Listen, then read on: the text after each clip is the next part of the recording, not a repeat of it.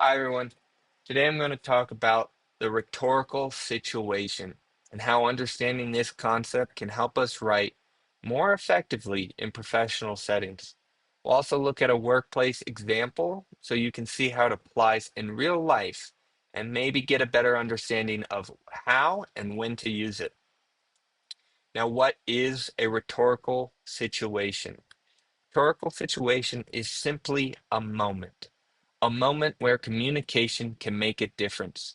It's when there's a reason to write or a reason to speak because what you say could actually influence someone's thoughts or actions.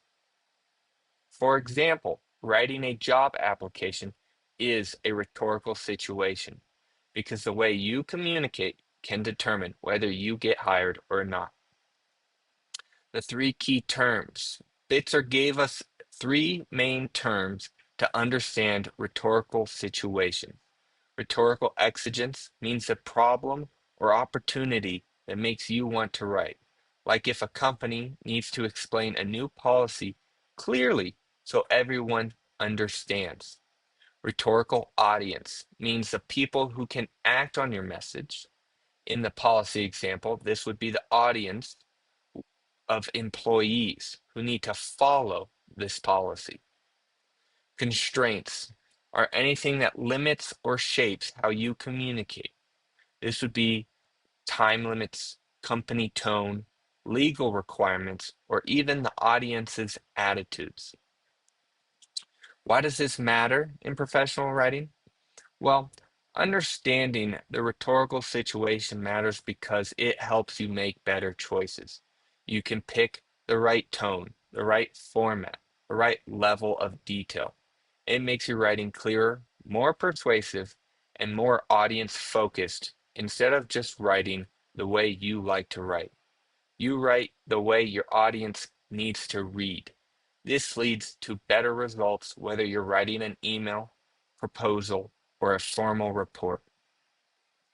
Now, how does this apply to the real world? Well, here's a simple example. Imagine you want to write a proposal asking for a promotion. You'd first ask yourself, what problem or opportunity am I addressing? Maybe the opportunity is to take on more leadership because the team is growing. Who can act on this? Well, probably your supervisor or HR department. What constraints do you have? Maybe a page limit, a deadline, or a company's preferred format for proposals. Thinking about these things before writing helps you create a stronger, more effective message. Now, to wrap this all up, my understanding of the rhetorical situation will help me in my professional writing because it forces me to think strategically before I start typing.